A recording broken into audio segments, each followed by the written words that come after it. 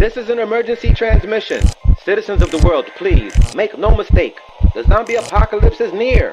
Will you cower and hide, or join us and fight? We are Dezombified, so stay on point and watch your six.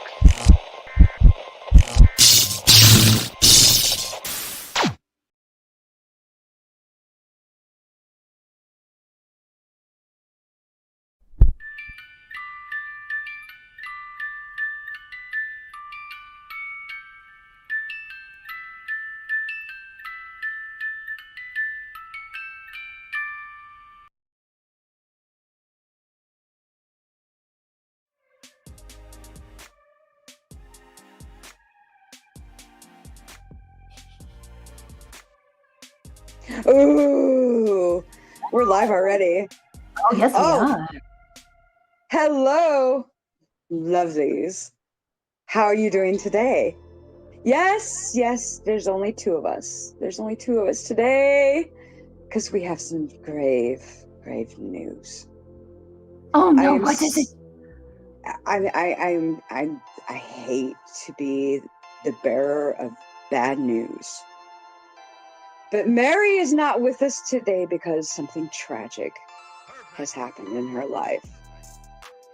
I probably shouldn't even be talking about it because it's that bad. But you should go on because you got everybody listening. You should really just might as well tell it, you know. Well, that you completely just convinced me, so I'm just going to say it. Okay, so I believe that you all should know, and I know Mary probably would want to tell you guys this, that I think Mary's toilet has died. It died. it puked all over today, and she has to attend to her toilet casualties, okay? So Mary is neck deep and shit. No pun intended. No, pun intended. Trying to get that stuff. I feel for her because I know how that goes because I've had to deal with that stuff before. So yeah. Mary's not with us today, and Nia, she has got a couple of different issues. She's not going to be with us today either, but I'm pretty sure she'll probably be in to be able to catch the show maybe. And I hope she's feeling better. And gosh, they've got so many storms rolling through right now. It's pretty nasty down south. So, you know, I'd rather deal with that than aquatic fudge dragons.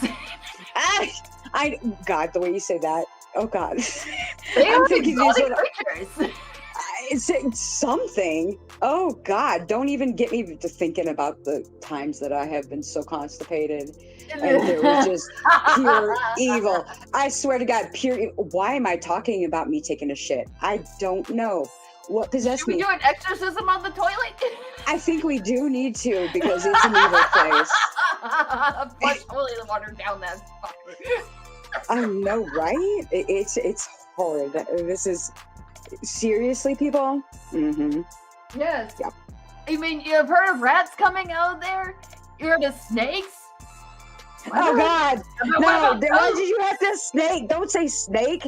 That's bad juju. No, I don't want to see that shit coming out. No pun intended. I don't want to see that shit coming on my toilet. When your food fights back. Or we can censor it a little bit and call it unfriendly fudge. Ooh. For all the kitties out there, yes, we can be a little bit censored and say we can call it unfriendly fudge. Butt dragons. Bony platter. Oh, that's funny. Butt dragons. Okay. Joe, that works. It works. It's something worthy of H.P. Lovecraft. Oh my God. Oh my God. Food babies from hell. Yes, they are. Because there's unsightly stuff that comes. I'm sorry, but everyone poops. Everyone poops. Yeah. Or if you want to go like with Family Guy, if you want to go to the Catholic version, nobody poops but you. I'm just kidding. It's from Family Guy, so don't take me seriously. Yeah. Yes, so gotta love the human functions. It's great, right? Oh, yeah. We really should talk more about the human functions with the deadly fashion soon, right? Oh, God. Oh, please. No. Oh, no. Yes, we're going to go there. Because we're the Horror Honeyz, and that's what we do. We touch the taboo. Let me touch your taboo. But who are the unfortunate souls in the chat box? Oh, yes. Let's see who's all here. I gotta scroll because there's so many. Okay, we got Bonnie Platter. Hey, Bonnie. Damn, you want to take the next one? Oh, we got the lovely. We have the lucky zombified couple. Oh, of Mr. course. Penny Dreadful and Mysterio. Hi. They both wear the pants in the family. How does that work? I don't know how that works. How do you do that? It's the 21st century. Anything's possible. Oh, wait. No, that's right. Because Kenny does all of his broadcasts with no pants on. I called it. He said it the moment I said it. Didn't even. We're connected, people. I'm sorry, but I know everything that goes on. I know everything. Technically, he wears the man panties. So I guess panties. I love you, Kenny. I'm just. It's that's funny shit. So we also have one of my friends from over in TikTok. We've got Turtle here. Hi, thank you for coming on the show. I love seeing you here. I really do. I love it. Aww. I know I've been MIA on TikTok. I haven't. My bad. Mm-hmm. Dealing with some personal stuff, taking care of stuff. It's kind of one of those kind of things. So I'm glad that people are crossing over. I like to see that. Let's cross over. Also, one of my favorite ghosties is the Miss Spooky Boo herself. Hello. Ooh, Spooky Boo. Thank you for joining us today. Glad to see you here. Hi. Who else? Mm-hmm. We have also Realities in Perspective. Hello there. Hi. Oh, hi. Who else? Oh, I see somebody in here. I am not wearing pants. You know what, Boggs? You're right. I've got capris on. They're not pants. And I'm wearing a skirt, so Woo. There you go. That's pretty much correct. I'm not going to ask that question because I already know the answer to that because I know my answer to that. What do you wear on your skirt? No, wouldn't you like to know? I do. Why would I not ask? Because me personally, I might as well be wearing a kilt. I'm just saying. Nah. I'm just wearing panties. Oh, okay. She's got the sexy ones. Yeah. She gets sexy by putting clothes on. That's ironic. That's very ironic. Besides, I'm always showing my bare bones. I'm always showing my bare bones while on the job anyway. I know, right? She has no filter. No filter, people. Nope. And you like me that way. Definitely. Well, we're so glad. And thank you for all the lurkers that are here right now. And I'm sure we're going to pick up a few on the way. So I'm glad you guys are here. Because we've got an interesting show coming up. We're going to be talking about all sorts of... Wow. Yeah, we're going into fashion again. We're doing the fashion thing. And you know what? We're talking about deadly fashion. We're talking fashion to die for. And when I say to die for, I mean to die for. Yes. Quite fatalistically friendly, huh? And we have another guest. Hello, Sabian. Hi. Hello. How are you doing today? Glad you could join us. So, do we want to just dive right in, or do you want to do a commercial real quick before we do? Yes. Brought to you by these disgusting messages.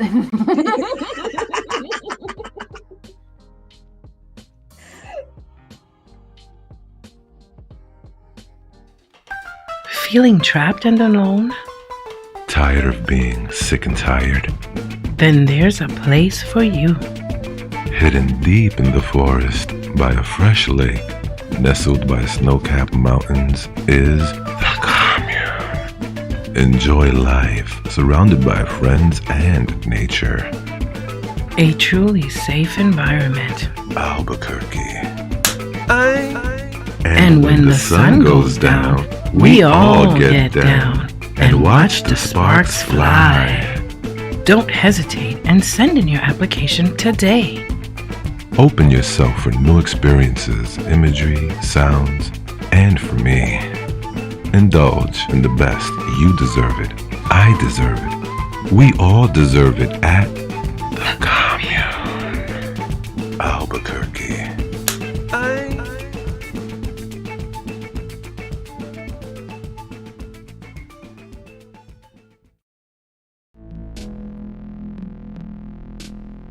Yeah. Even if you don't like coffee, even if you hate coffee, you can still get a mug. Maybe you have a little hamster friend who might want to just take a nap in it. You could put your toothbrush or your toothpaste in it. You could put a Venus flytrap in it. You like smoking cigars? You could put about 10 cigars in a cup. You can eat freaking ramen out of there, a cup of noodles, freaking Chef Boyardee's. You can have vodka. You can have Irish coffee. You can have anything you want out of that cup. So don't forget, check out our Teespring store. And just hit us up with a private message on Facebook, Twitter, or YouTube, or even on Discord saying, I want a custom one made. I made one like that for creepy clown girls. You can see in pink at the bottom, it has a Venus flytrap planted inside of it because, hey, you could do anything with a mug. You could even knock somebody out if you needed to. Might save your life.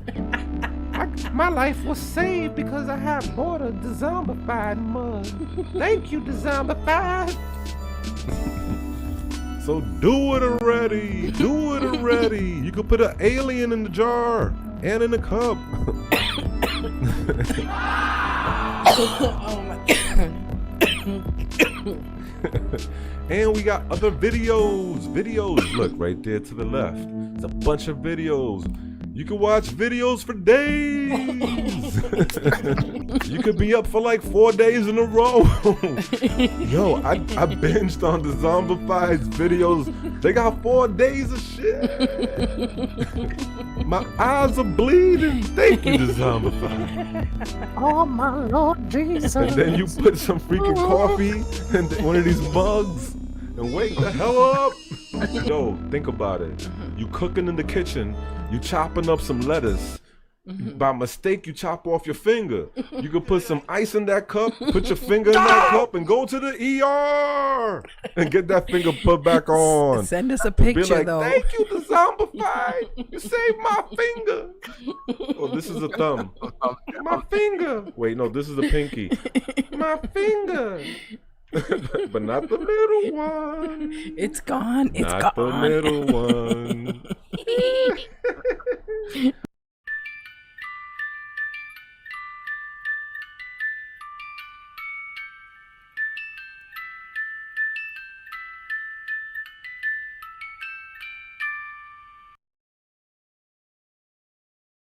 Yay! And we're back.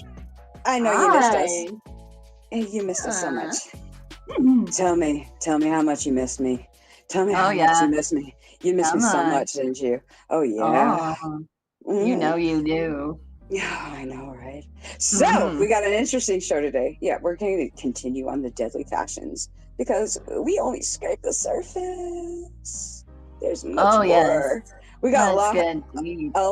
No pun intended. I'm saying that a lot today. No pun intended. There's a lot of surface to be scraping today. A lot. It'll take more than 2 and then exfoliant to get through this, huh?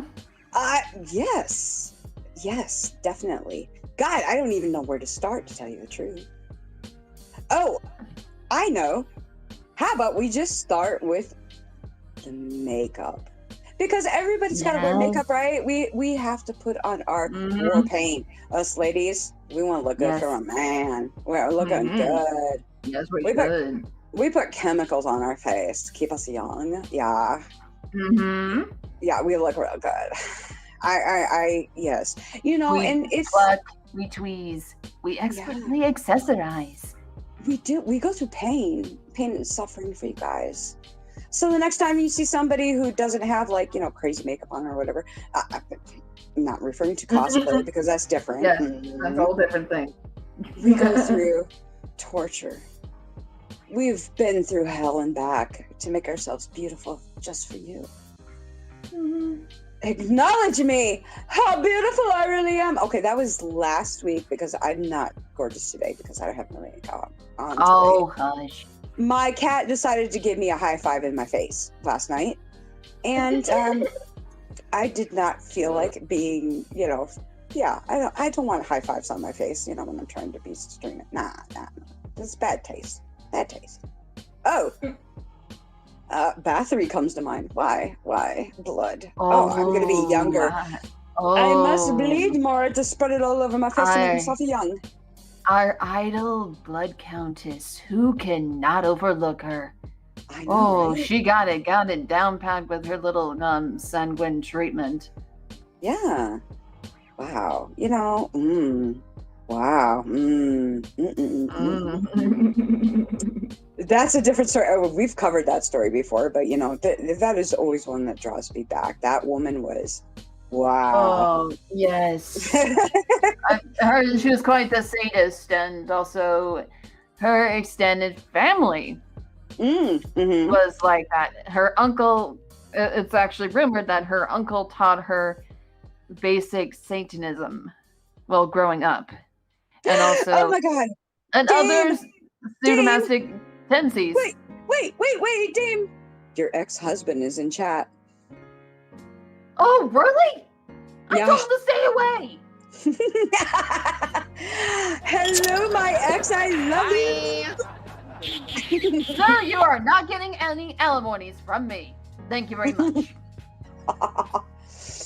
Oh God. Well, you know, I'm glad we still have that under connection because, you know, we got to get somewhere at some point in time for, you know, the hanky panky and stuff because Patches isn't here to be able to do anything for us. That naughty teddy bear. I bet you, I'm going to say this right now. I'm not a betting man, but if I was, I'm betting that Patches clogged that toilet. Oh, it wouldn't surprise me.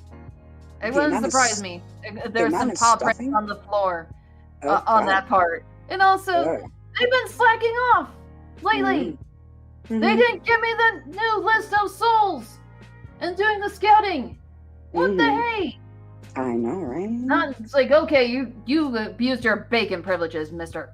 Well, that's just it. Because if Patches does not get his bacon, shit happens. And I'm literally mean shit happens. Cause that Latin-infested bastard. I know, right? And I use a gender-neutral term there, people.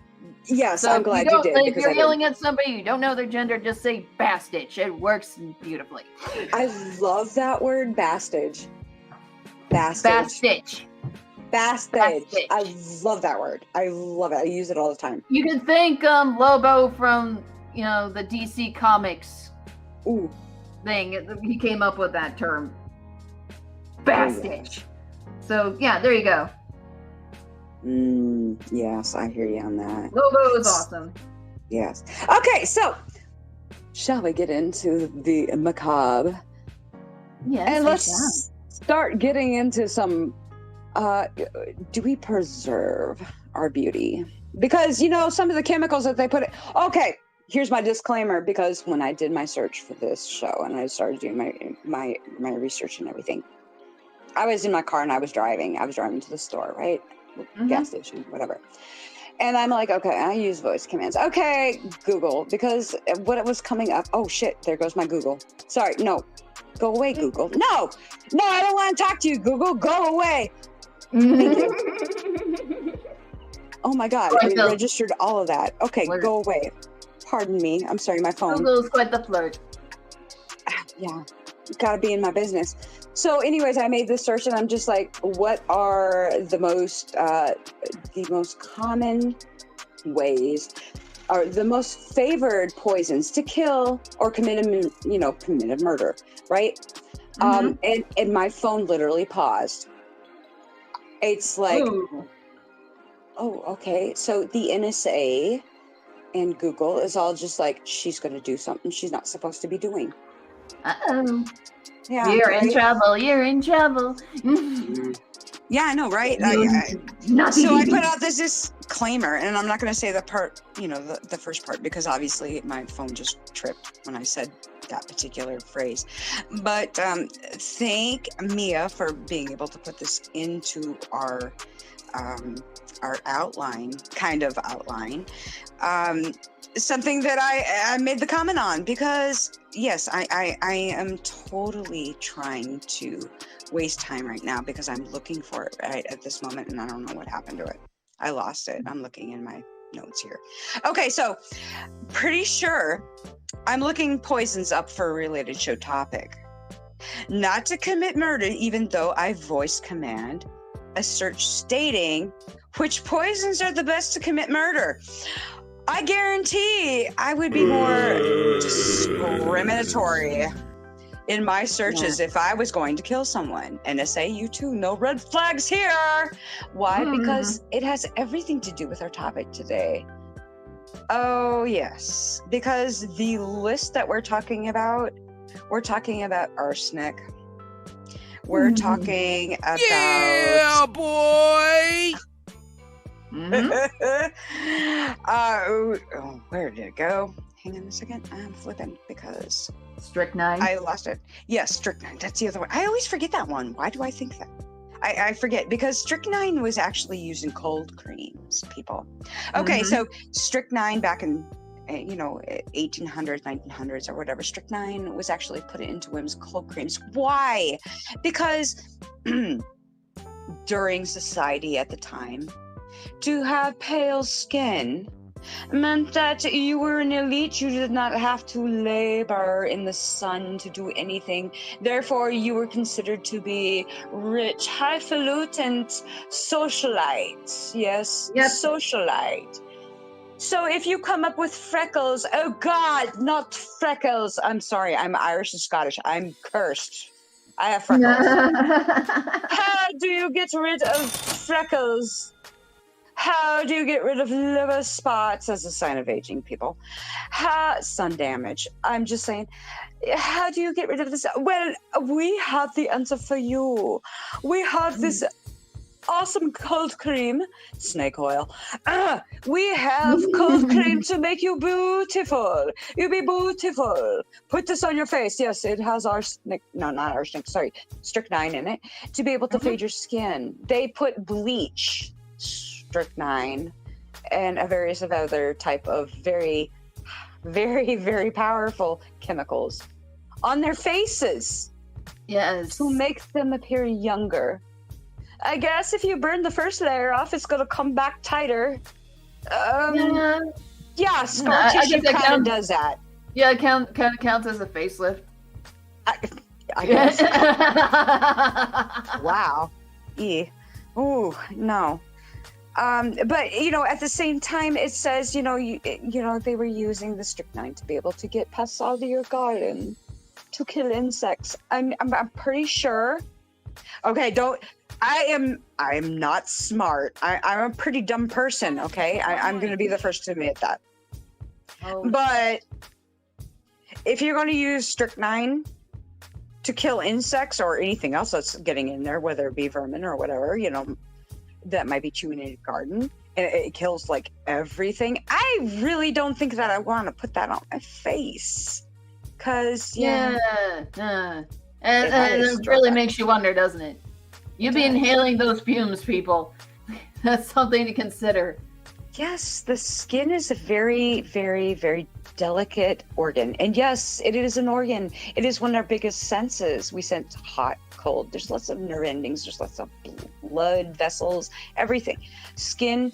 Oh, people, the number one thing that you need, you can take all the other senses away, whether it be sound, smell, sight.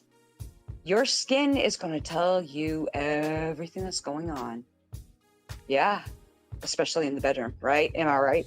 Oh, yeah, I'm right. Oh, yes, it does. So why would you want to mess with that?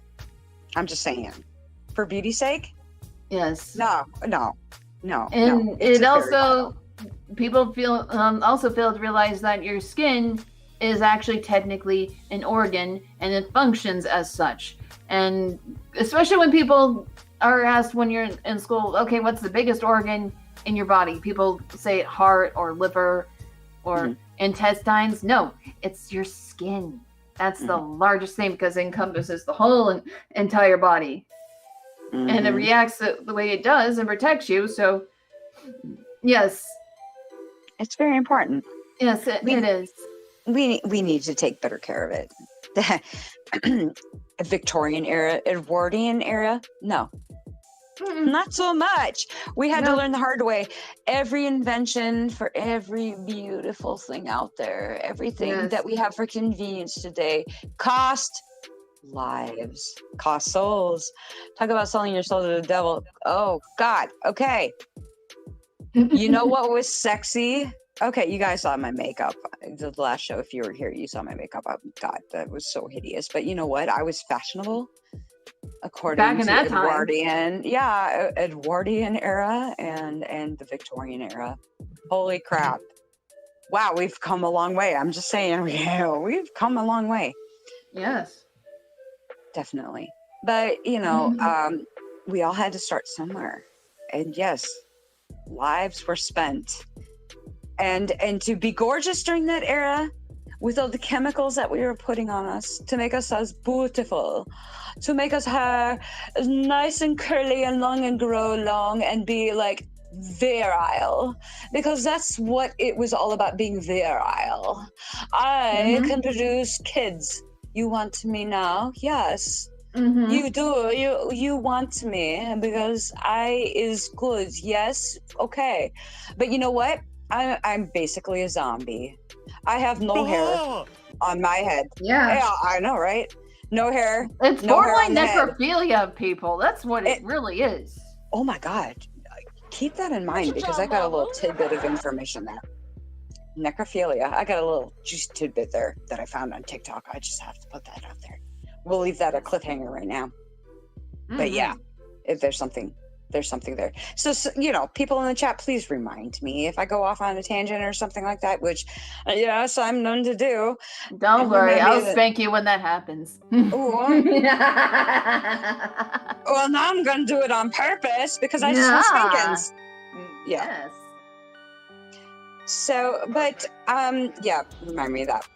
So, yes, the pale skin and the chemicals that they put on their skin.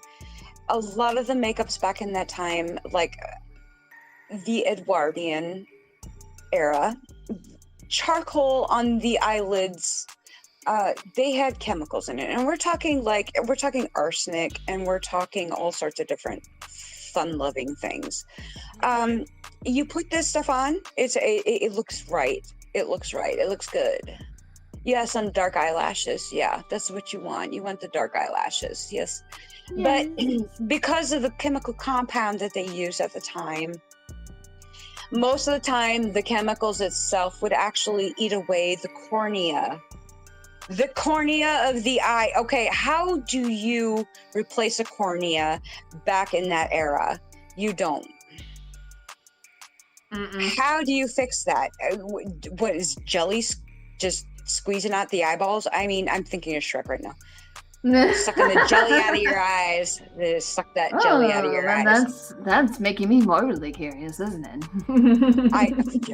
But so a lot of people just went blind because obviously if you have no cornea, you have nothing to protect you against any type of infection or anything like that. Wow, all for the sake of beauty. And then the fertile hair that is really long and bouffant. Yes, we're talking bigger than beehive. We have hair dragging on the floor at this point, but we need it to be curly because buoyant, bouffant, beautiful, big hair has always been in. Oh God. Oh, speaking of which, you know what they had for the aristocratic ladies that they had done back in the 18th century, 1700s era. Some of them went to extremes to be creative and go over the top by, shaping their hair to look like ducks. Or some of them look like a cat. Or other kind of weirds. Like one looked like a ship and actually had a little miniature mast doing that for any kind of things. Yes, I've actually seen that. And there are ladies that went that far, and it wouldn't surprise me if men did that too. Oh yes, they did. The macaroni era. Yep. Okay, people from the United States, I know that you're very well acquainted with Yankee Doodle. Went to town, riding on a pony, stuck a feather in his hat and called it macaroni. What the hell? Mac and cheese, why does that come to mind? No, it has nothing to do with mac and cheese, but macaroni, yes, the noodle. It was very inventive at that particular time. So, macaroni, the history of macaroni, it was actually a very decadent, it was a good dish. Italians, they had it made. They know everything. I'm just saying, when it comes to food and noodles and stuff, you have any questions, ask an Italian. They'll tell you everything about noodles, okay? Europeans definitely noticed that they're up there with that macaroni because it was considered to be an extremely delicate, decadent, just rich people dish. Mac and cheese people. Mac and cheese. Yes, it is. And you remember highfalutin if you were eating macaroni.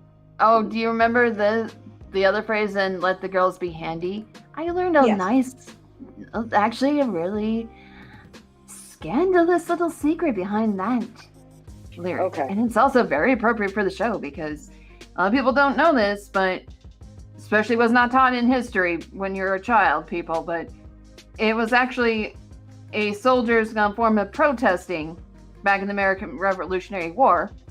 And it was kind of like a way to lift their spirits up and let the girls be handy. They were actually paid prostitutes that came to the soldiers' camping grounds and did their services. Well, nice. And in fact, a great deal of the paintings that we see and especially when it came to the art that's out on display for, especially in the White House and also, the metaphorical things like for, signifying women back then used in, political cartoons back then or paintings for a meeting. They were actually prostitutes. The prostitutes were actually the models for these paintings that you see out on display in the government halls.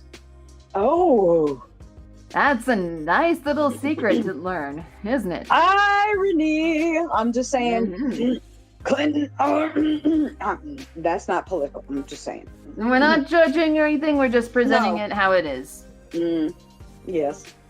I'm just saying. So, okay, prostitution. Oh, imagine that. So, macaroni, the whole thing, and when it came to like the whole society and whatnot, that's where the whole powdered wigs kind of came into play. The bigger, the better, the more exuberant. And there is a lot of satire that is out there with macaroni style. And but the thing is, macaroni wigs, or the people who did have these huge, over-exaggerated powdered wigs, which by all means is used by some governments today in different countries as a sign of judicial power, is still practiced today. Not everybody, but there's still some. I'm not going to point any names out there, like no, I'm not pointing names. England, nope. I'm not pointing anything out. I'm just saying. I'm sorry. Oh God, I have this bad cough here. I don't know where it came from. But the only drawback to that, okay? Because people wanted that big curly hair, and they would use extreme heat to be able to do that, and that was consistent with, yes, curling irons. They had curling irons back in Victorian and Edwardian days, curling irons. Yes. That they would stick in something hot, obviously fire, and put that on their hair to make it kinky, curly, whatnot, to make it bigger. Yes. Yes. Except for there's a drawback when you have absolutely no way to be able to protect your hair or control the heat. It burned most of your hair off. So that's where baldness came in. That was a risk you had to take, all for the Yes. sake of beauty. Yes. And then we put on the macaroni wig, which is big, beautiful. Yes. Problem. We got lice. We have fleas. Yes. We have all sorts of different vermin that actually, pass on certain bad things. Oh, I don't know.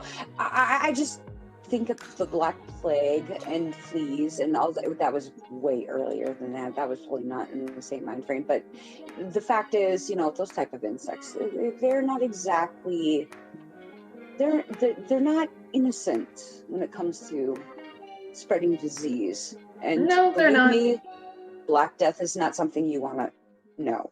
The plague, no. And yes, there are people that's still experiencing those kinds of ailments. To this day, bubonic plague. It is very real, people, and it is still exists. In different countries, obviously, in different ways, shapes, or form. I'm not going to scare you. Oh, yes, I'm going to scare you. Running barefoot in certain soils can obviously trigger some things. I'm just saying. Oh, Everyone's like, savage BB. I know. Wear your socks and sandals, people. Oh my God. Yes. Fashion papa. Mm-hmm. But there's a reason I am protecting against the Black Death. Oh. Okay. Good. So we have bald women at this point. Yes. We have blind women at this point because of their lovely eyeliner. Now let's get to base foundation, because you have to have that. And to think of such a woman such as Queen Victoria that was so well known. Elizabeth, Victoria, they were predecessors. They are very extremely influential people. Yes. Otherwise we wouldn't have eras named after them. Yeah, that really says a lot about just how fabulous these women were, especially that they've been long dead and their legacy still lives on in some form or fashion, pun intended, in that way too. I know, right? So, you look at, when you think of Elizabeth the First, what do you think of? What comes to mind to you, Dame? Describe to me Queen Elizabeth. I would have to say lots of makeup, pearls, these extravagant fluffy dresses, bows, and also a fierce attitude. Yes.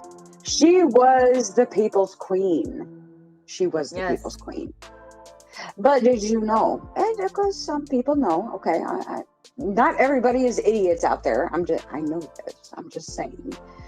But we think of a very extremely pale white face with Elizabeth, and of course it comes to, with Queen Victoria and that whole Edwardian going into the Victorian era. The pale white face with the dark eyes and the nasty ass rouge. You saw me last week. I was puking. I was holding it back, people. I'm just saying. That was a hard one for me. But that foundation, that white foundation, was a very, very bad thing. Why was it bad? Bathsheba, why was it bad? Let me tell you why it was bad. Because now we're finding out that might be one of the reasons why she passed away in the first place. Who just came in? Amateur animator. Sorry, I'm so sorry. Yeah. I said the wrong word. Also known as the Delightful AA. Hi. Hi. Glad you could join us. I'm glad you're here. So, yes, little known fact. With, Elizabeth, Queen Victoria, they had issues, obviously, they finding out now that this white face paint that they were putting on the face actually, what did it contain? It contained lead. Yes. Lead. Mm-hmm. Okay, lead poisoning is very real, people. Obviously, it's very real. Yes, it does. Yeah. Not only does it affect your face and your mind too, with brain damaging, and that's why you get, the Mad Hatter character from Alice in Wonderland, since they used lead in order to create those hats. Think of what it had done to these ladies' minds. Bruh. Yeah. Yeah, through the extensive brain damage and exposure. Okay, And let's not be it also sexist changed here. her. I know. We're being sexist here, Dame. We need to make sure that this is an equal opportunity for everybody. Let's talk about the men, okay? The Let's men talk were infected too by the lead poisoning by their hats. Yes. And also the high-colored high-cum collars that were done too tightly, and they could not. They also cut off their breathing, and especially when they did the 1920s era, their sock garters got caught on machines. Oh. And it pretty much led to some accidents, and that was not good either. So there were some things that men should not do, and in fact, in the present time, the current deadly fashion for men is either having extreme diets or working out too much in order to achieve their look. Yes. And also the vitalistic zipper on their special little member. That's not good either. Yes. So, let's look at men and their fashions back in the day too. Those Jiffy Pop. I'm a popcorn now. Stovetop hats. Abe Lincoln. Yes, Abe Lincoln. You look at those. Okay, let's look at those. They had to stay upright. Yeah. Well, no pun intended. You gotta keep that long and hard. You gotta keep that shit up there. You gotta show off and say, hey. Yeah. Stand at attention, gents. Exactly. Right. Lead people. Kept that stuff up with lead, wearing that on top of your head. Lead head. Oh, we have a new guest. Actually, two new guests. We got Joker's Demise and the Master Angler. Hello. Hello, dear gentlemen. Hi. Hello, Joker. How you doing, Mr. J? Just saying. Yeah, Anyways. how's our little resident clown, huh? Yes. Out of all people, I would think that Joker would definitely know what cosmetics play as far as appearance and demeanor and effects and drawbacks. I love the first Batman, I'm just saying. I really do. Yes, Jack the one from Nicholson, from 1989. That one will remain iconic forever. Yes. Oh, Jack Nicholson.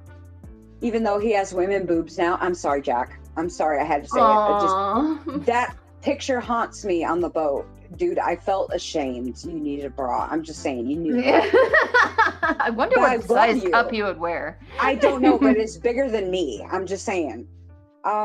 Okay, so men, you and your fashion. Oh yeah, cod pieces. What? Cod pieces.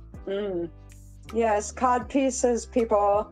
Let's put a big piece of metal around our junk and not expect anything bad to happen. Okay? Yeah. I'm just gonna do that. No, talk about protecting the family jewels at an extreme, huh? I know, right? Okay. We have some really, the high collars. Okay. It was and very speaking of clothes, we got the sock goblin that just arrived. What the fuck? What the Yes! What the fuck, indeed? fuck? How you doing? How you doing? How you doing? How you doing?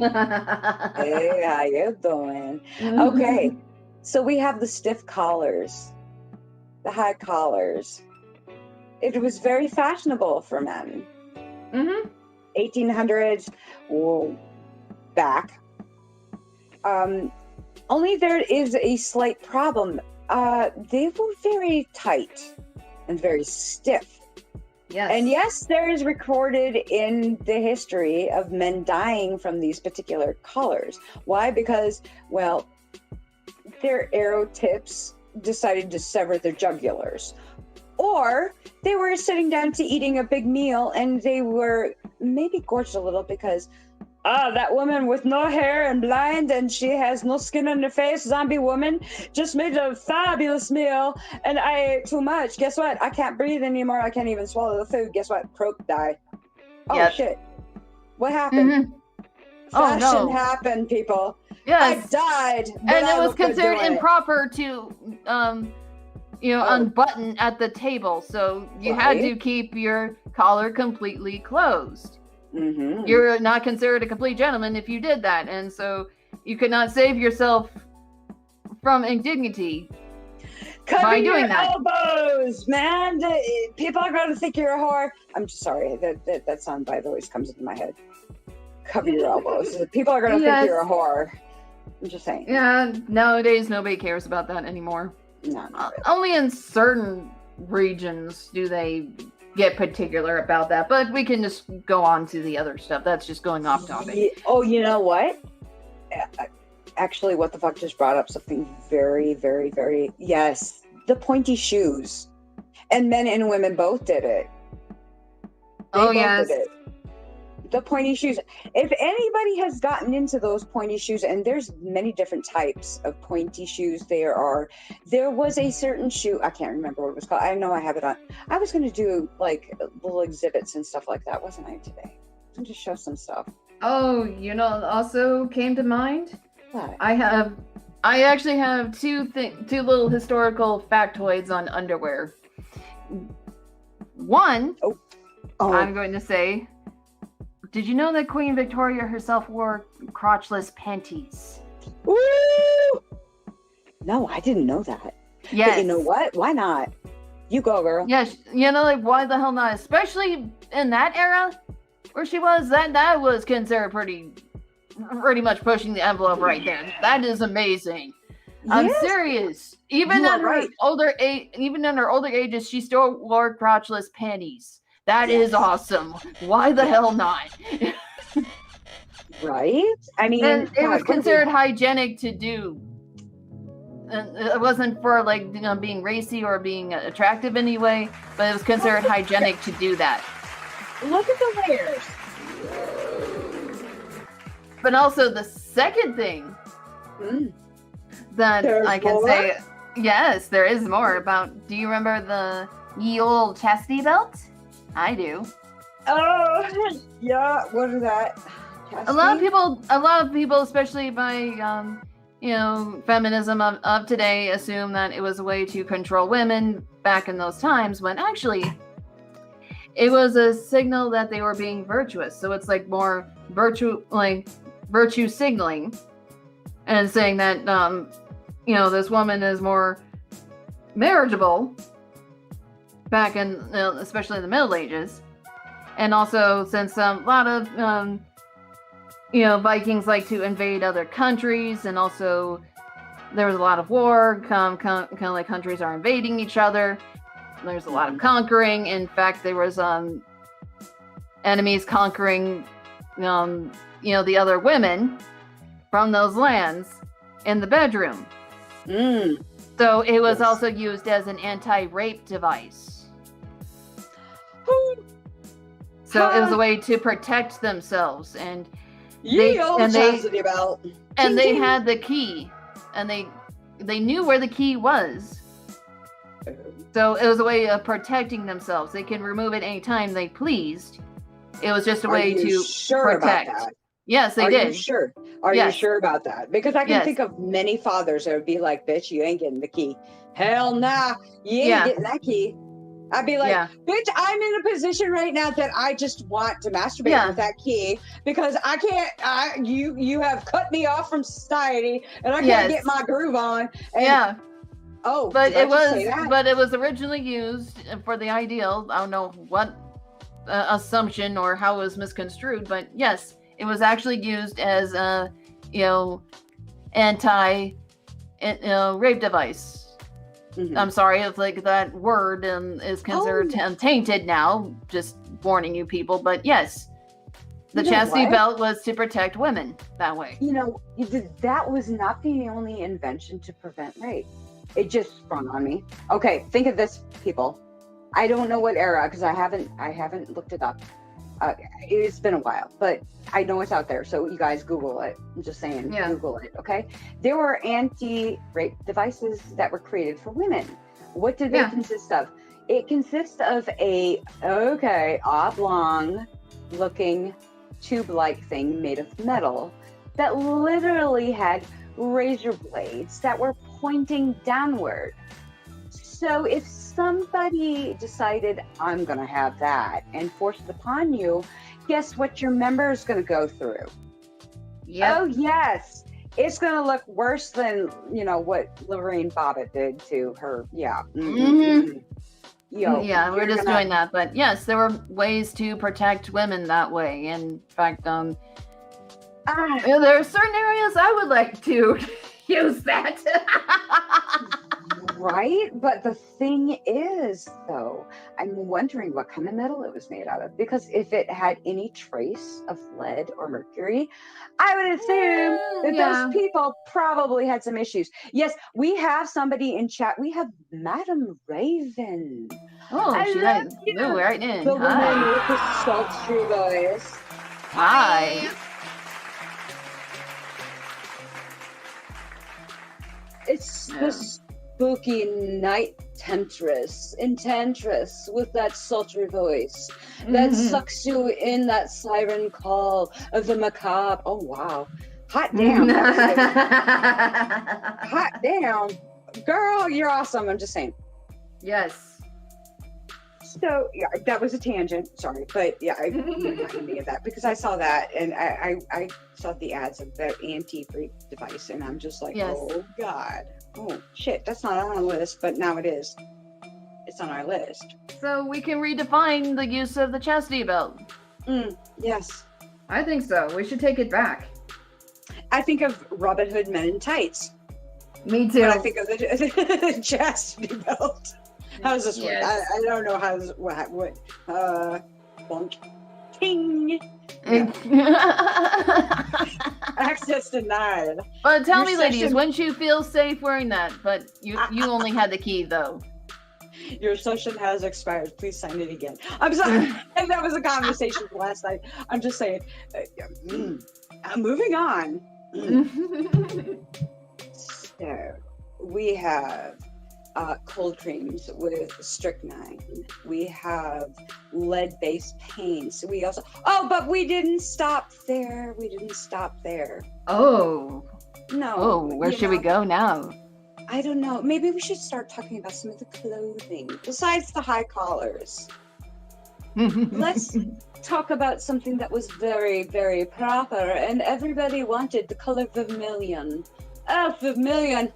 Oh, the color of money. I can't think of a better thing to mention my wealth is with vermilion. And you know what? I'm not just going to wear it. I'm going to put it in my walls. I'm going to live in vermilion. Oh, that was all in vogue back then. But there's one problem with vermilion. What would that be?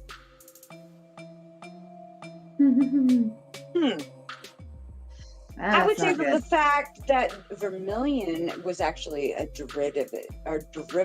Wow, I cannot talk. A derivative color. It was produced via arsenic. People, arsenic. So those lavish silk dresses of vermilion, you were encased in arsenic. your wallpaper that came from France because it was so snazzy. It was vermilion, the color of money. Arsenic. You're putting yourself out there, and you are getting them fumes. You're wearing it against your skin. Once again, people, it is a very sensitive organ, and yes, it does breathe. It's semi-permeable. You wear this next to your skin, you are slowly taking in arsenic. And there were people that were getting sick and were dying for the sake of fashion. Yes. Vermilion. Better than puce. What is puce? I hate that name. That color. I don't like that either. I don't know. No offense to anybody who likes the word, but I'm sorry, but it's not favorable by us. Puce. What the? Puce. No, it's not. You would think it'd be like a green, like a pea green, like a vomit green. I don't know. I think of puce as being a vomit green. No, it's pink. It's a type of pink. Yeah, it makes me think of bile for some strange reason. I don't know. I don't know. Puce. What? Puce. Puce. I wear puce. I love the puce. or chartreuse. I've heard of that. Chartreuse, yes. I like it would be an extremely neon like green. Oh, you know what else chartreuse brings to mind? Something radioactive, like Oh yeah. Let's talk. Used to be very popular back in the 1950s. Yes. Let's talk United States. Let's talk industrial. Okay. Women started coming into the workforce. We had a big boom. Yes. Yes, we had World War II, and we had a lot of factory productions and whatnot. But they came across one thing that was very, very, very out there and fabulous, and we were going to use it because it was a smart thing to do. You ever, like, go coal mining, or you're, like, in a dark place? You can't say, you know what, I'm, like, 5 million feet under the ground. I'm in the pit of I'm in hell. I can't see the time. I'm gonna look at my watch. Oh, look at that! I've got glowing dials. I see the numbers and everything. Hey, it's 3 o'clock. It's. I gotta go home. I'm done. Done for the day. I'm gonna go eat some, whatever. That glow in the dark stuff. There's a reason why it glows in the dark. Okay, so during that particular industrial time, they were introduced to a certain type of paint that they could paint on the dials to make them more convenient for you to tell the time. Yeah, it looks great in a black light, but people radium. I can't even say the word. Radium. Radium is it? What is that? Radium. What is radium? Is it a byproduct of uranium, or is it? It's an element. It is. It's actually it's its own element, but quite close to uranium, and really does glow in the dark. In fact, I actually went to a museum once and talked about radioactivity, and they happen to be selling these tiny little specks of uranium in the balls, but it's not enough to actually affect a person. So I actually have a black light at home, and the balls were glowing underneath it. It was awesome. I love it. Just tiny little bit of uranium can go a long way. And think of what it will do to the human body when it's ingested. Right. And that is where we end up getting into this, because during that particular time with radium, we had women who were liberated. It was a big boom for women. Women's rights were starting to come about. We were able to get out of the home. Sorry, men. Yeah, we like to cook their dinners, but some of us like to make some money and want to bring in some money and want to be equals. Okay, women's libers. All right. They got into the factories and got a chance to be able to work these jobs and get paid for it.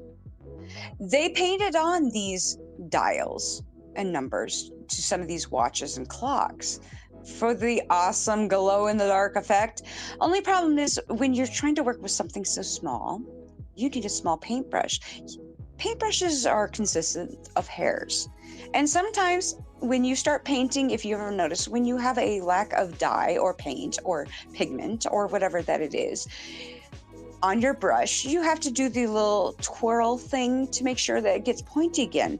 Oftentimes, women would take the brush and after dipping it in radium. Oh my God, help me out How here, about damn! how about just say the deadly substance? Yeah, the deadly substance, the radioactive. They would dip that shit. They would paint. They would lose their tip, so they would stick it in their mouth and twirl it around in their mouth to make sure that the point got nice and pointy again, so they could be more precise and have that precision. That must have been sexy for the supervisors to see, wasn't it? It ate your face away. Oh yeah. It ate your teeth away. And I mean, this is radioactive poisoning, and we all have heard Chernobyl. Let's just go back and think about. Also makes your hair fall out too. Yes, it does. Let's look at that because, and it is, radioactive type poisoning. It sometimes takes a number of years for it to set in, and when it does, it is unstoppable. And it literally will eat you away bit by bit until there's nothing left of you. When you die, you are forced to have your corpse put into a lead-lined coffin. Here we go with the lead again. But this time, lead is kind of beneficial because we don't want that radioactive to get out. So, yeah, when you go to the hospital, of course. It really does. That helps contain the deadly things that go in the air. Correct. A lot better. So yes, radium is one of the type of radioactive materials that could be found in a lot of antiques. Radium was discovered in the early 1900s, and people were fascinated by the mysterious glow and the and added many everyday products, including paints. The paints were used on dials of clocks and watches to make them glow in the dark. So the next time you go Raven, not Raven, the sexy Raven goddess that's in chat right now. Just say raving, and you see the glow in the dark, you start to think about it. Just think about it. Not only do we have birds that come and visit us, but we also have a shark. Fear the Great White. Hello. Welcome. Hello, Great White. Dun, dun, dun, dun, dun, dun, dun. We have to take Mia and we need to kidnap her. We need to tie her up and set her in a dark room. And we need to put a big screen TV and make her watch Jaws. I'm just saying. Because she hasn't seen it. That's blasphemy. That was produced the year I was born. Oh my God, I'm old. I'm just saying. That is my movie. That's my movie, damn it. Okay, moving on. Hi, and also the 1940s were not without its quirks. You want to talk about the bow code? Let's talk about the bow code, not the bro code. We're talking about the bow code. Ribbons that you put in your hair, and they mean something. And from what you see on the screen, they each have a own little meaning. You want to cover each one? You know what? Yes, I do. Let's do it. Ooh, what should we start? For those that have the one placed on top of the head, it means you're looking for love. This girl is finding herself a guy. Who would have thought that? A bow in the hair and the placement, just like some of other cultures when you come to nose piercing and stuff like that, actually signify something. You're sending a message out there, and apparently, yes, you're sending a message out when you wear a bow in your hair. What else does it mean? Oh, there's some more. It says, if you play it on the right side, means you're deeply in love with someone. You have a crush. Taken. What if you wear it on the back of your head? Yeah, right up on the top. There's some more. If you wear it on the left side of your head, that means you're taken. But if you wear it on your right, that means you have a crush on someone. Oh. But if you put it on the back of your head, and this is for, the bold women back there, it means you're not looking for love. You're going to remain single right here. Why is it that we take this bow and put it in our kids' hair? I mean, really? That's a little disturbing to me. Go think about this. This is what disturbs me. Deeply, deeply disturbs me.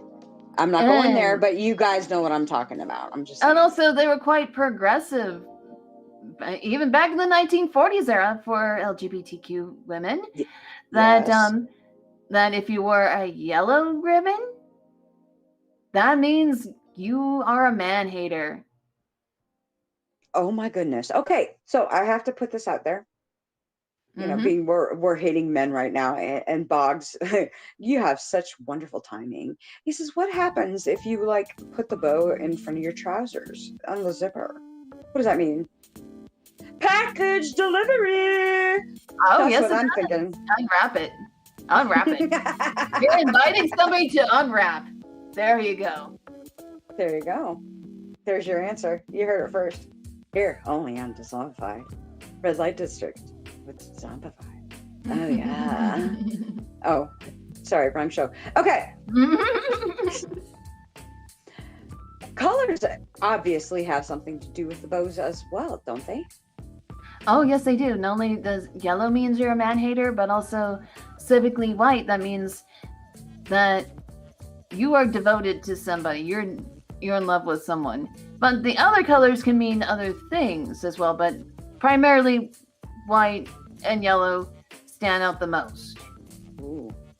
Yes. So for those queer women listening, be bold. Yeah. Bring that back into style. Wear that yellow ribbon proudly in your hair, specifically in the back of it, and in that ponytail. Rock it. You know, why do I honestly... Okay, all right, sorry. It just totally just drew me right into the creepypastas because, you know, we have somebody that I actually have cosplayed in the past that has a red bow in her hair, and it's very high up on her head. She's looking for love from Jeff. Just saying, Jeff, call me. Yes.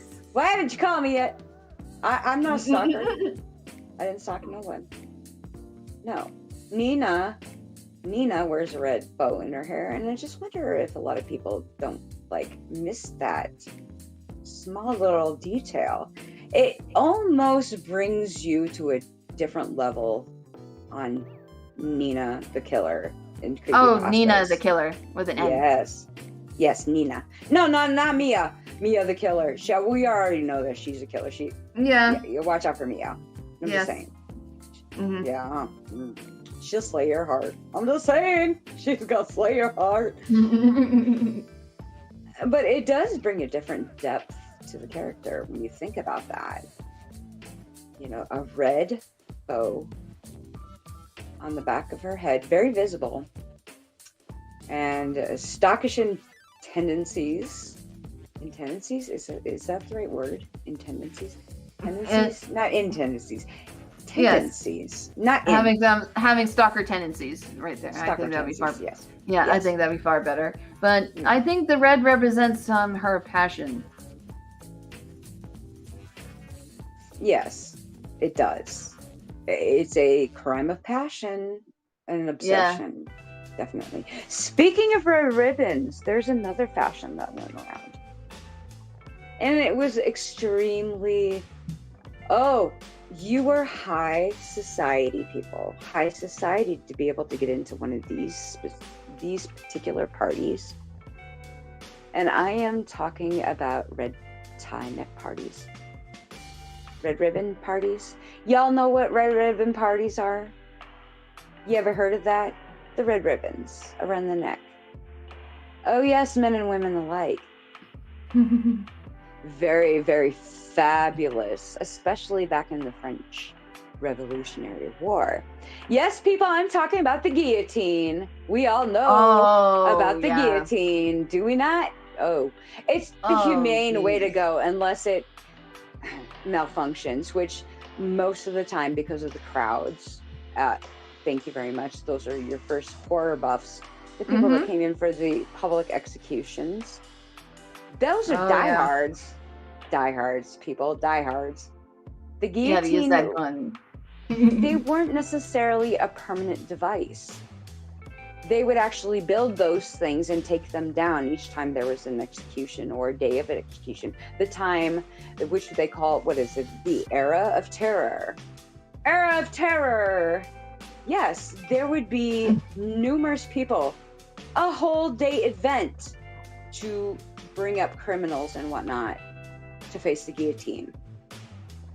So if you have a permanent guillotine, that's one thing. Maintenance is, well, it's regular maintenance. You have to have that working order or else you're going to have malfunctions. Lord knows you don't want a malfunction. It's supposed to be humane. But when you're building from scratch at night to be able to do it, to try to avoid the mobs of people that are coming for the executions, you had to be secretive about it, apparently. And they would build these things overnight. And yeah, when you're in a rush, there's bound to have certain things that are going to happen.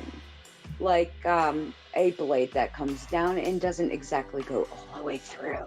Yeah, they had to do it continuously, well, several whacks, about at least 10 times before you completely severed. Oh, God. Oh, what does he mean about that, I wonder? Okay, that's messed up. I'm sorry, but guillotine, I mean, that seems barbaric to me. I mean, I couldn't even imagine. I mean, the execution axe is one thing. You know, that was very big.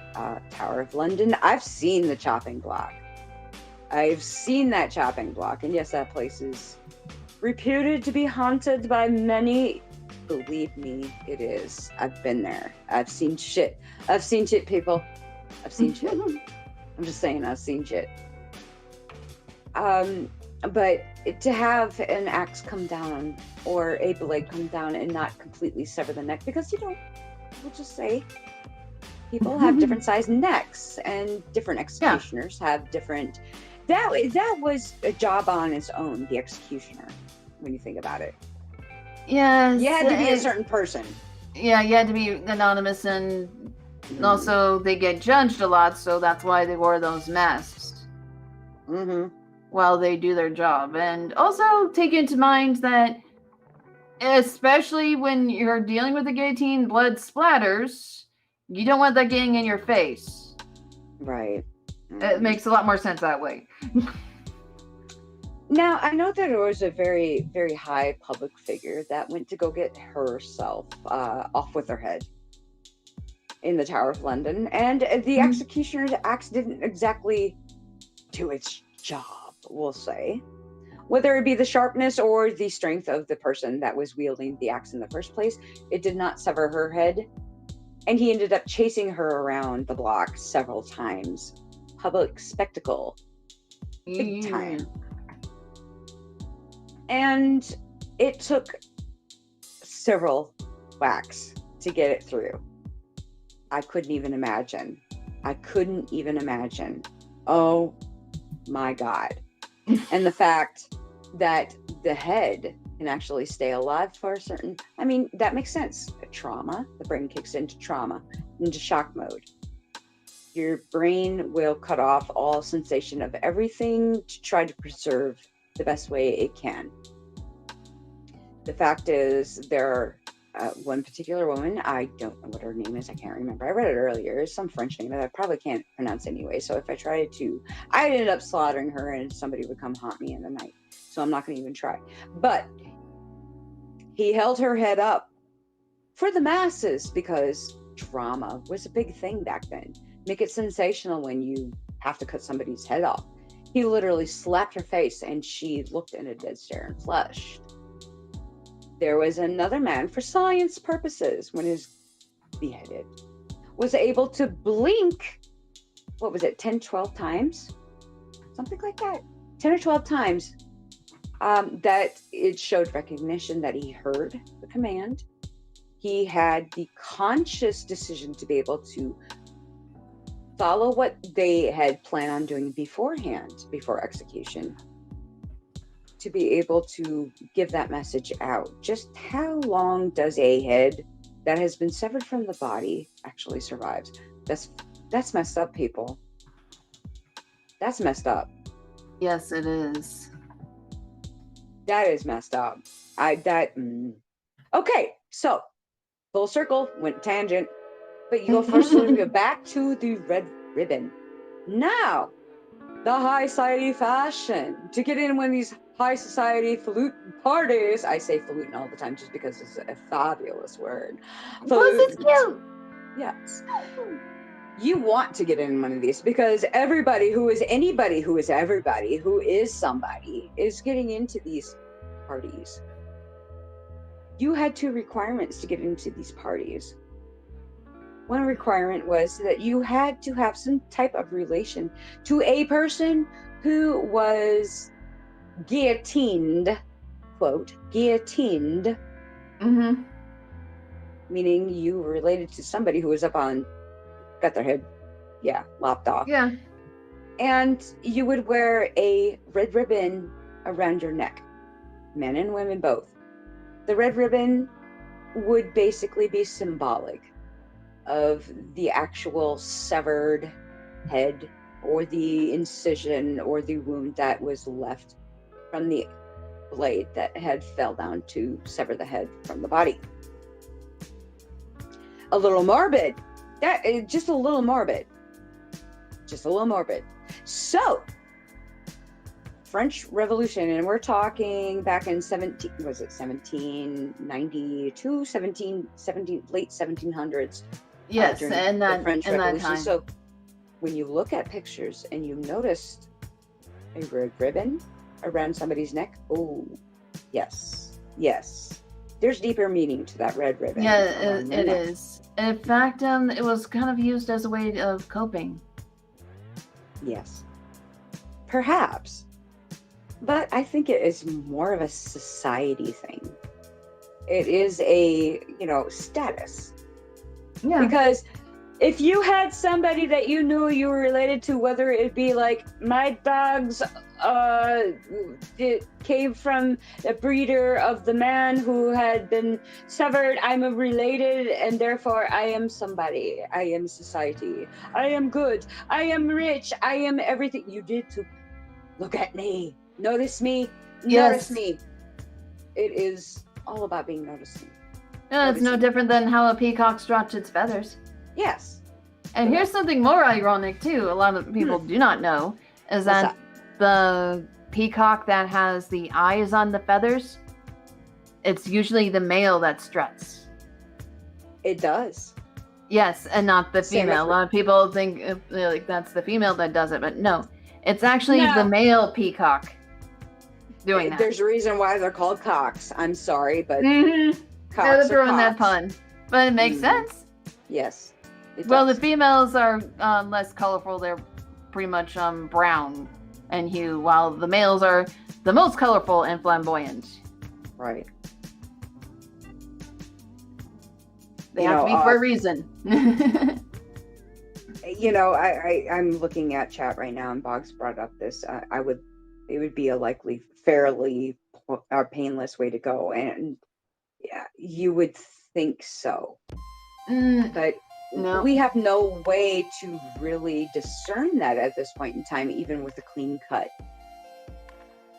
A clean cut. Let's just say how sharp that blade was. And it was a clean cut. The fact that that head actually survives afterwards, that it has happened so quickly that the body does not have time to react. Obviously, the spinal cord has been severed, but the head is still intact, the brain is still intact, and there's still blood because the shock kicks in. Now, what happens when shock kicks in? When something of an injury of mass proportions happens to the body goes into shock. And what does that mean? It means it restricts blood flow. Our veins are very elastic. So if you cut off an arm, finger, whatnot, don't be surprised if it doesn't gush blood right away, because it's very elastic and it's closing itself off. Yes, that's what it does. It's trying to preserve the injury, so there's enough time to be able to repair this. Now, let's put that injury on the neck. So you have shrinkage of the main arteries because you severed arteries, but they are elastic as well, and they will go up. So does it not make sense that there's still enough oxygen for a certain amount of time in the brain? There's enough blood for a certain amount, even if it is seconds. Even if it's seconds, people. you're still very aware of what just happened. Oh yeah. Still very aware of what just You happened. become a paperweight just for a few minutes. Yeah. Oh God, that was disturbing, Dame. What? Do you have to Oh, shame on me. Yeah. Wow. That's messed up. That's messed up. That is messed up. I mean, wow. Oh, you know what else is messed up? What's How certain things can affect your mind by sound alone. Oh, yes. Ooh, and we're going to be leading into something. Something good. You guys want to stay tuned for this because this is going to be Oh something yes, that we're gonna be because we bringing have in the something next else show. to offer for experimentation for Yes. those who want to, change themselves, but Yes. do it in a safe way, and also it's for free. That's the beautiful part about it. And we're talking about subliminal sound waves are available on YouTube. And what people think, subliminals, that's something that controls your mind. It's bad, but no.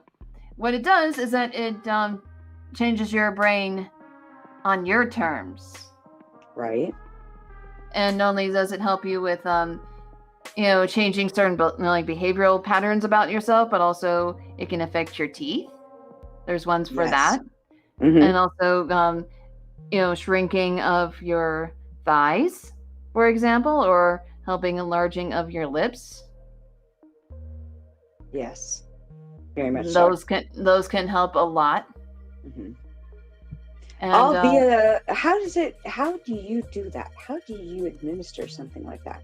What does it do?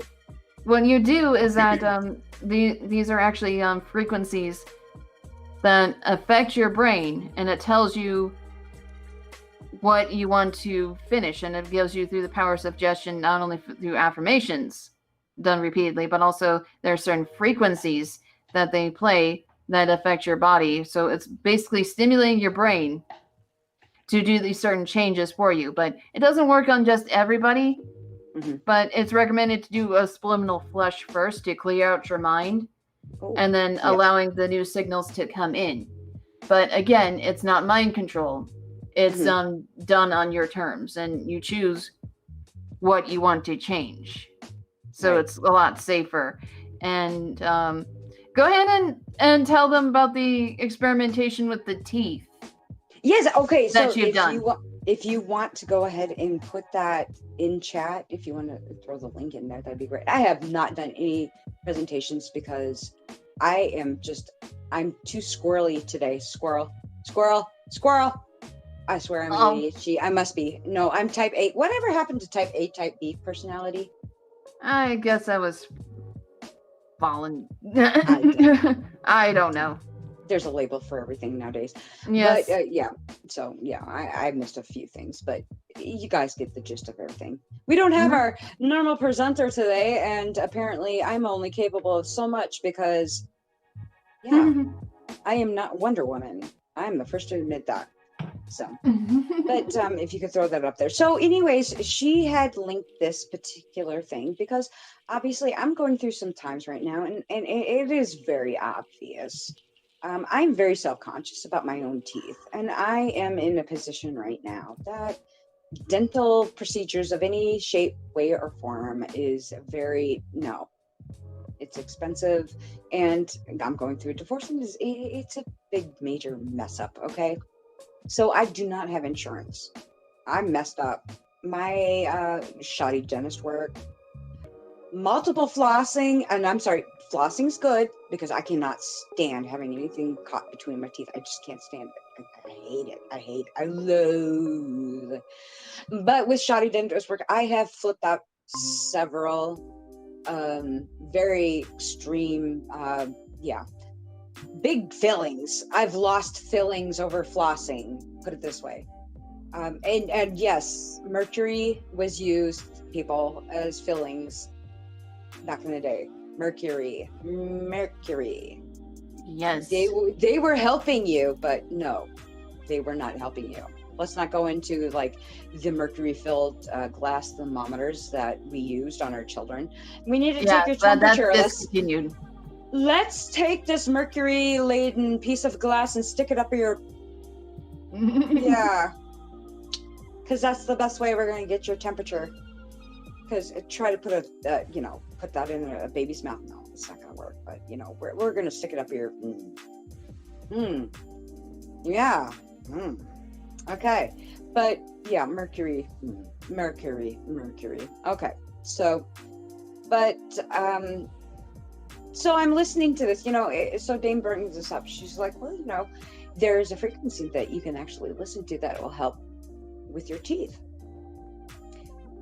And I'm like, okay, you know what? I'm at the point in time that I will try anything. I don't care. And I listen to it. And it's not very long. And I want to listen to it again. But I listened to it. And yes, it sounds like just a bunch of weird noises. Very weird noises. And it's just like, okay, a minute and a half or so you listen to this or whatever. But oddly enough, did I experience something from those frequencies? Oh, you bet I did. I did, actually. Because having exposed problems, dental problems, as I do, I didn't feel those cold sensations. I actually felt this weird warm fuzzy feeling that was going through my teeth. It wasn't a bad feeling. So something is going, and when you think about it, why not? Frequencies, people. That's scientific background to what frequencies can do to a human body, to other people, whether it be good or bad. It's been used. Your brain is an amazing machine. It is an amazing machine. How much, what is the percentage of what we use of our brains? All that is actually a myth in itself. Because you actually use your full brain at your capacity, but there's some things that you're not aware of that your brain can do other than doing sensory perception and maintaining itself inside the body as far as cognition goes. But yeah, there are other things that the brain can do when stimulated that can change how you want to be. I will try anything. You're right, Boggs. I'm just saying, you're right. I'll try anything. I mean, what the hell? I mean, really, what the hell? I gotta listen to something, some weird gerbil something for like a minute and a half. Hey, yo, I will do it. I don't care. And for those who are daring enough to try it, just put in subliminal, and then you can say, okay, for example, like I want smaller thighs. You can put that in there, like thigh subliminal, and it'll hook you up, and you listen to it, and it'll shrink your thighs how you want it. I've actually tried it. It's amazing. It but I really like my chicken is. thighs. I got chicken thighs. I like my chicken thighs. They're nice and meaty. Yeah. But I'm a fryer, baby. But like I said, you change it how you want to, and it's most of all it's for free. And I've actually done ones that help stimulate my eyes. My eyes are a lot less fuzzy. I have bad vision, people. That's one of the things I will confess from that part. So it's actually improving my vision little by little. Things are a lot less fuzzy now than it used to be. So that uses infrasound to be able to do this, correct? It's different levels of frequency. Right. For that part, but it's kind of like almost like a white noise, but at a much deeper level that stimulates the brain how you wish it to be. Right. And there's some places that you can go, whether they be geological hotspots that might have we'll go into ley lines and stuff like that, the natural geological, force that the earth has, the magnetic force that animals follow to be able to migrate. Birds are phenomenal that they can use this as a map. You can walk into one of these areas and you feel different. You do feel different. You cannot, not necessarily, but there's sometimes that there's people that will mention that they can feel. If you have ever felt a hum before, you can't hear it, but you can feel it. Yes. You can feel it.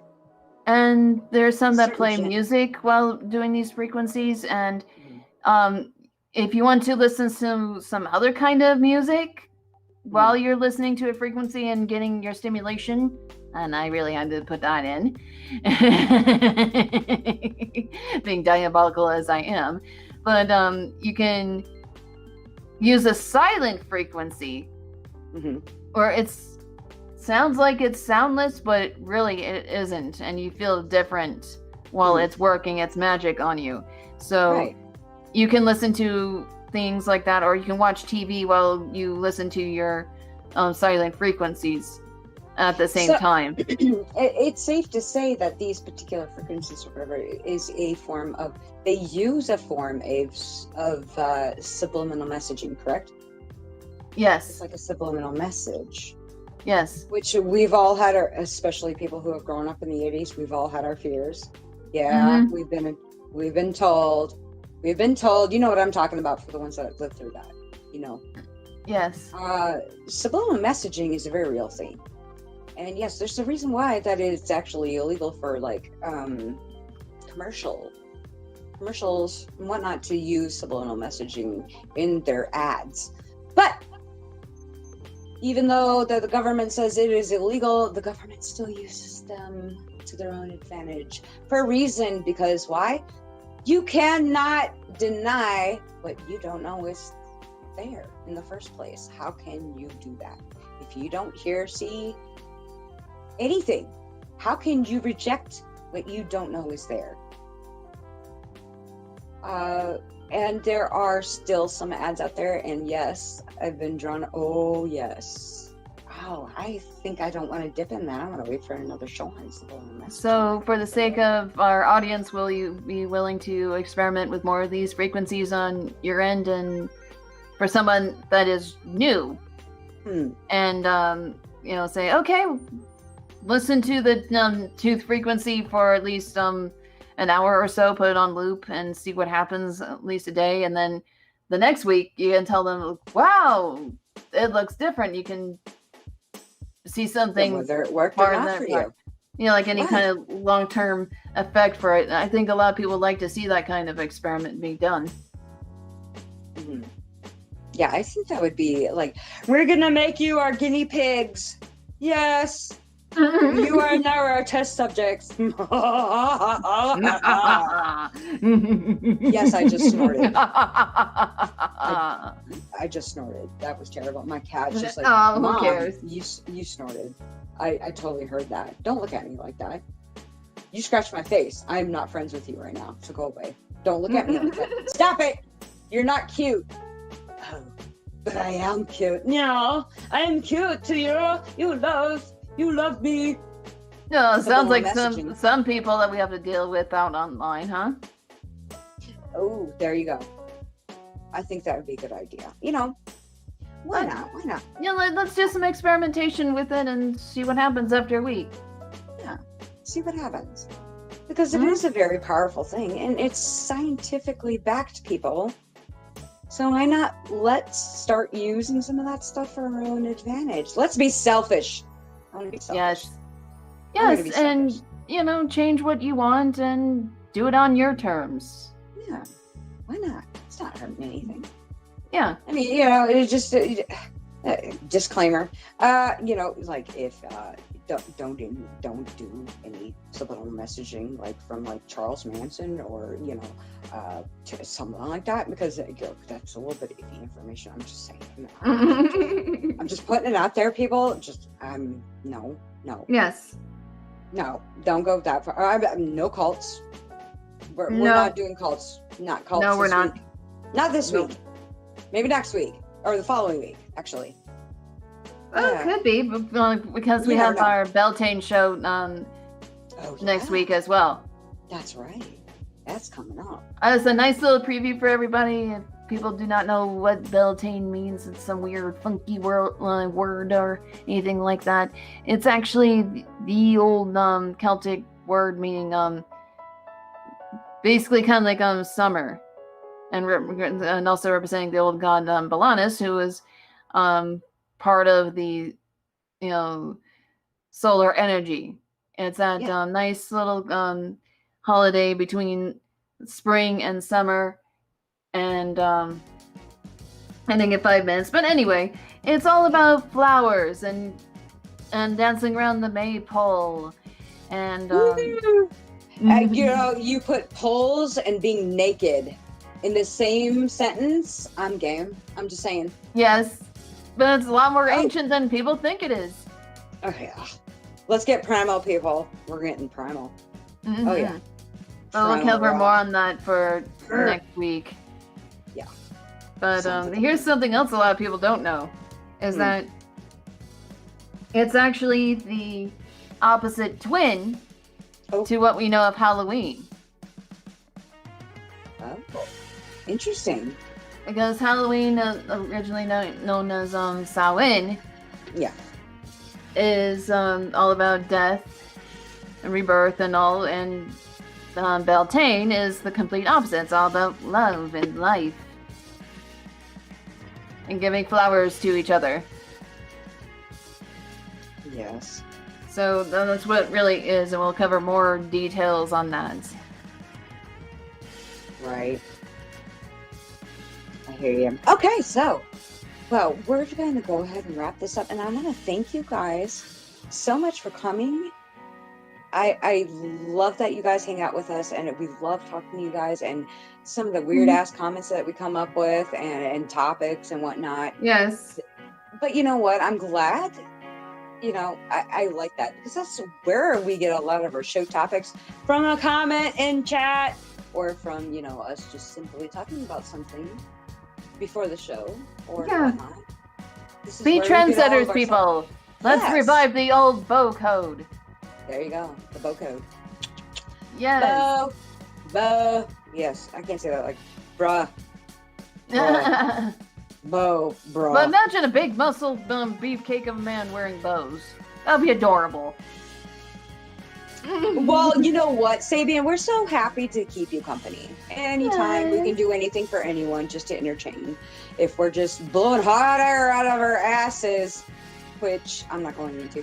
But anyways, regardless, we're glad that we could be there for you, and we thank you so much for showing up. And yes, thank you. We can't do much without you guys. All of you are special in your own ways. Keep on shining. Yes. Keep on shining like all the stars that you are in this dark world. Exactly. And we thank Dezombified for being able to provide, a platform for us and to be able to come on here to talk to you guys. And we love you. We love you guys so much. We do. We really do. Yes, we do.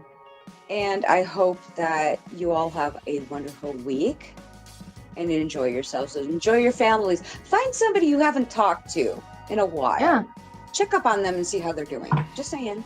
Yes. Say, hey, bro, how you doing? Wear those bows. Bring out your flowers. That's going to be happening next week. Right. Let's be examples for people. Let's be examples. Throw some shine. Yes. Share some love. Yes. Let's show some love. We all like love. Oh yeah. We love love. Oh yeah. No, I'm not getting there. No. No. We're all adults here. But we do it immaturely. Who cares? Yeah. But it's all good. I have no complaints.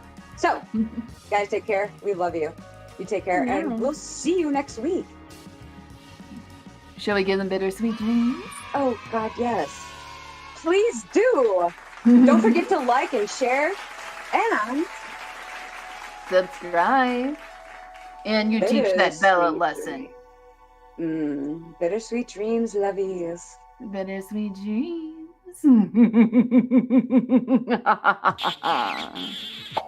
Bang. Good night, Puddin'.